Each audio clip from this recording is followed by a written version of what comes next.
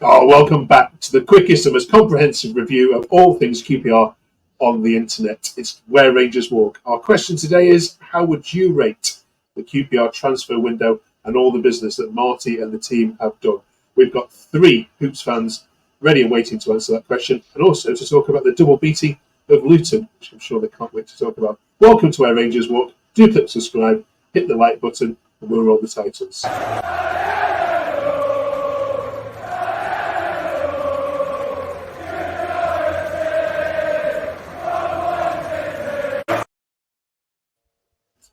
What a difference a couple of games against Luton makes to the league table and everyone's happiness. Welcome back to Connor from holiday, Michael from holiday, and of course, Jawad, our stalwart, ever present. I won't ask you how you are, because I can see by your faces you're a lot more sprightly than 2 weeks ago. But we'll start with that Luton game.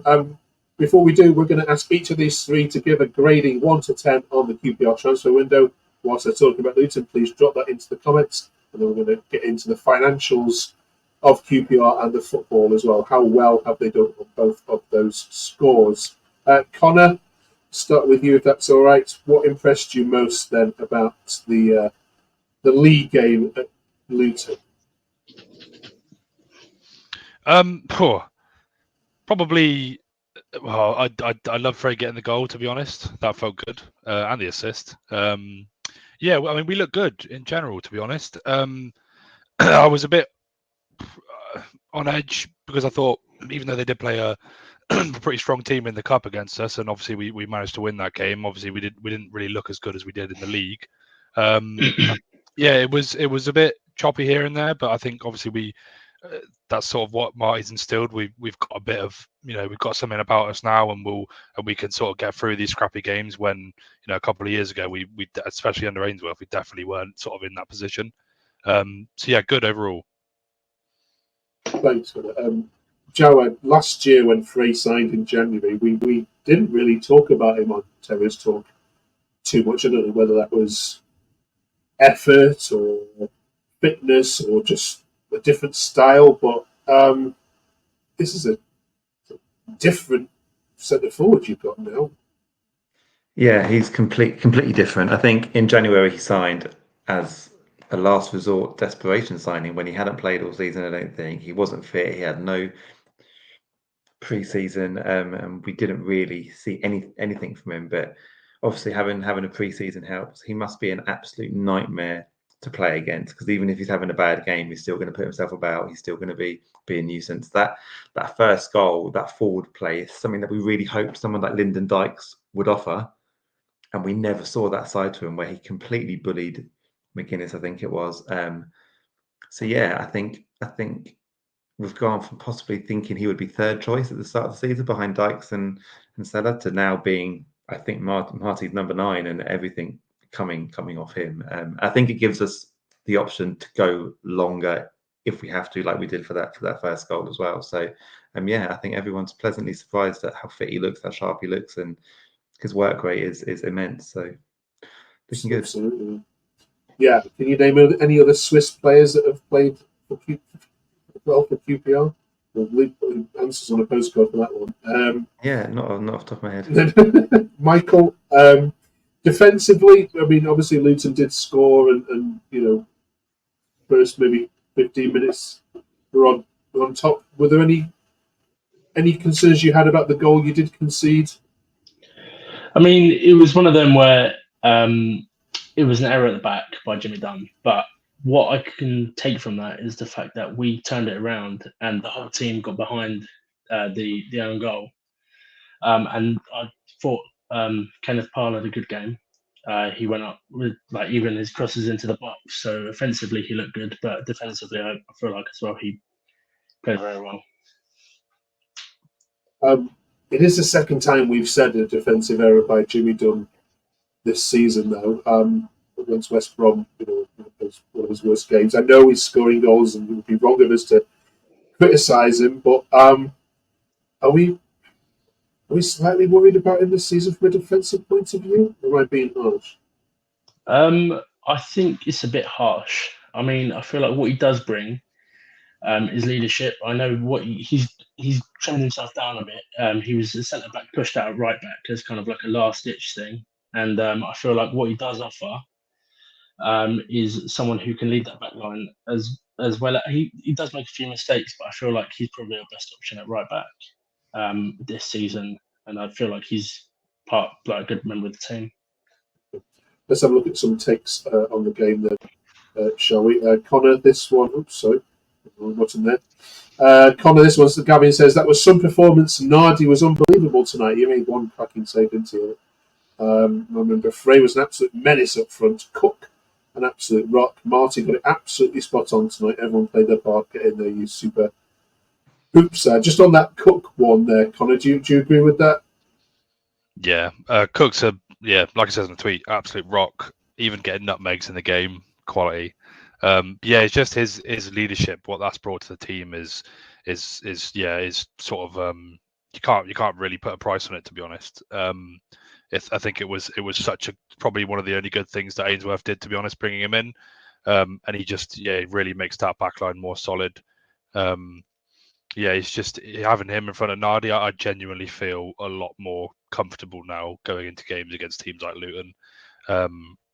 Nardi brilliant as well. So a lot more comfortable now. When teams are attacking us, and obviously it sort of bodes well going later into the game as well, because we know that we can potentially sit back and hold off a lead, but also we know that we're not going to go and spiral out of control and concede like 3 or 4 goals like we were about a year ago. So definitely agree with that. I think what Cook offers as well is that he holds the others to account as well. For years and years, QPR would concede a goal and the players would just look around, shrug their shoulders. Nobody would be taking ownership or leadership or pulling other players in and saying, like, you should have done that. And when you're at the games, you see him do it constantly. If they give away corners, he's constantly not on their backs, but he holds them to account. And I think we've lacked that proper leadership on the pitch for years. So since Clinton Hill, pretty much. So much. Yeah, 100%. Yeah, good shout. Finally, then, Michael, the last one here. Lots of positive stuff about Martin and the team. We've got to fill a whole 2 hours of tweets praising the team. But this one said I think this was the game where it clicked in Frey's head that he can bulldoze pretty much any centre back in the league. More to come, hopefully. Do you get that sense as well that something that the penny dropped with him, that he can be just this bully up front? Yeah, I mean, I think ultimately for a striker, confidence is the main thing. And I think when he got confident, he just looked like a different player. I mean, like Gerald was saying, he's a lot fitter. Came back at the start of the season, and I thought he looks quicker. He's pressing people higher up the pitch, and he had a great game against Luton, getting an assist and scoring a goal. So I think he can do it against any defence now. Okay, let's get your ratings then on the transfer window, because before that game finished, the transfer window, I think just after the game finished, the transfer window did close at 11 o'clock. If we have a look at the spendings of the whole of the Championship, there you are, mid-table, spent 6.17 million euros, but did recoup 4.5. So you were just in the red in terms of balances. If we look at balances overall, you are, where are we now? 10th in terms of that. So I suppose if it does go wrong at any point this season, no one can blame the board, can they, Jawad, this year? Because Chairman has put money behind Marty and behind this squad, and you have spent more than you collected for probably first season in a long time, I'm guessing. Yeah. I think we've not spent much. We also don't really sell players for money. I can't remember too many over the last few years. I think that backed him in the areas that he would like to be backed. I think everybody's fully on board with this new chief executive. He's come in. He's young, but he's doing things that the previous chief executive and director of football weren't doing. So I think everyone's feeling quite positive about it, really. Yeah, let's have a look at some of where the money was spent then, Michael. Madston was the most expensive signing. This is how have we done? I know you haven't seen lots of the players we're going to talk about here, but they're trying to get a general sense of whether it's all right bringing in 10 players, but if none of them are championship quality and they're just going to sit on the bench all season, then it's not a good transfer window, is it? But in terms of what you've seen so far, we know about Nardi, and he's improving with every game from what I understand. Seller, jury's out, is it fair to say on him? But what overall, how would you rate the quality of what you've brought in so far?